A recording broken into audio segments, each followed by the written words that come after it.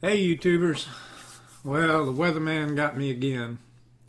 Wind was supposed to be 10 to 15 and it ended up blowing 15 to 25.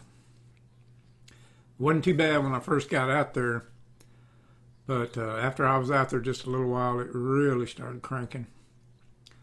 Yeah, I'm going to be filming with the Action Hat today. And no, I'm not sponsored by them. I just like it. I think it's a good product. actionhats.com. Had the angle of the camera set a little low, but you can still see pretty good, and it gives you actually being low like that, you'll be able to watch the rod and see the action that we're using on this Cocoa soft plastic.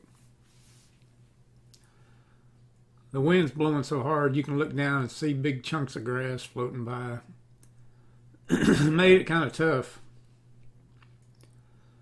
for fishing, and you miss a lot of fish like you just seen right there because you end up with a big belly in your line. There's another one I just missed. But when it's like that, especially when you're casting a crosswind like I just did there, what you got to do is watch the belly in the line, because you're going to end up with a big loop out there. And what I do is watch that belly, and as soon as I see that belly jump, I know he's grabbed it. Sorry about the voice. I'm having a little allergy attack here, but we managed to scratch out a pretty good little mess of fish, even in this hurricane. You'll be able to see here in a little bit when I get the camera cranked up a little bit, but I'm sitting in really shallow water. You can see the grass underneath the boat, but the wind is blowing so hard it's kind of got the water murked up a little bit. And where I'm sitting is really shallow, and out in front there, it's a model, what we call a mottled bottom, which is grass and sand mixed. It's not just pure sand. And there's pockets out there that are 2 to 3 foot deep, and that's where I'm throwing. On this particular day, they weren't right in the sand. They were close to the little patches of grass that were out in the sand. So what I was doing was throwing to these isolated patches of grass, and the best way was to throw it past the grass and to pull it back over the top of the grass and then let it fall. Just as you cleared that grass, let it kind of fall down towards the sand, and they were hanging right around those. They were hanging around those isolated grass patches that you can see out there in front of the boat. Excuse me.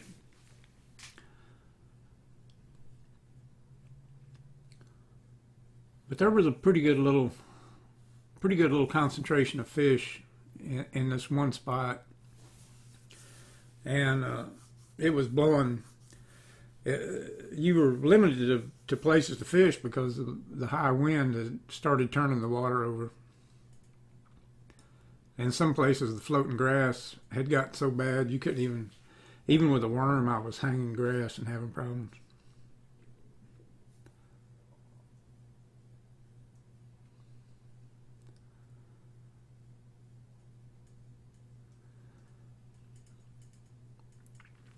This kind of stretch of mottled kind of run north and south, and I moved a couple of times, but not very far.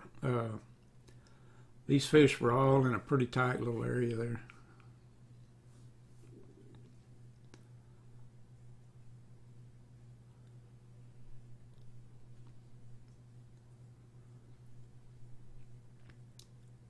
you can watch those fish when you throw them back like that, like I talked about in the other video about bringing them out of that little shocky business they go into.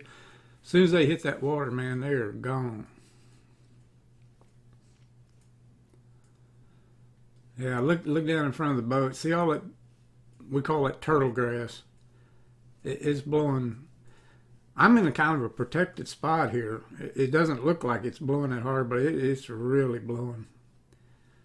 And it's blowing hard enough to pull that grass up off the bottom. And if you were trying to use anything with treble hooks or anything like that, you wouldn't, you'd just stay grassed up the whole time.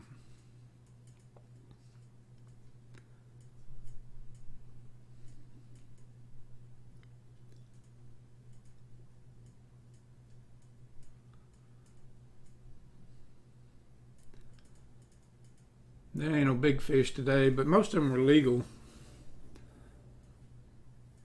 If you wanted to eat fish, you could have come out limit. No problem.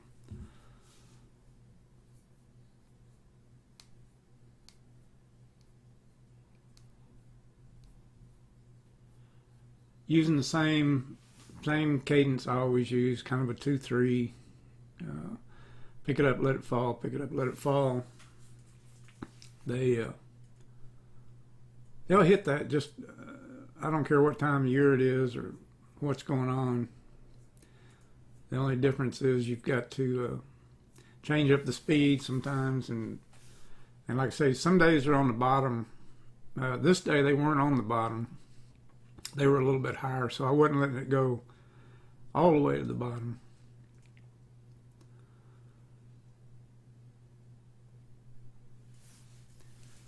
That's a long cast crosswind again, so I'm watching the belly and the line.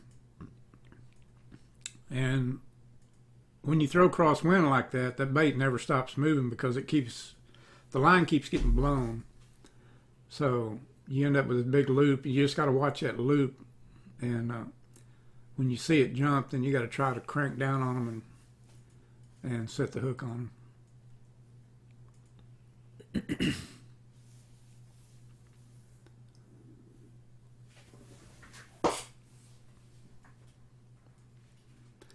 They were hungry that day. They were eating it. There just wasn't a lot of them in there, and there wasn't any big ones in there. But it wasn't bad for a day when the wind was blowing gusts to 25 miles an hour. Yeah, that guy got about 2 feet of air, which you don't see that with trout very often. They'll come up a lot to the top and they'll shake their head and go crazy, but you don't see them jump out of the water like that too often.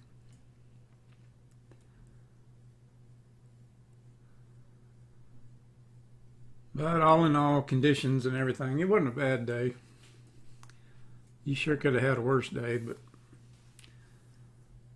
wasn't bad at all.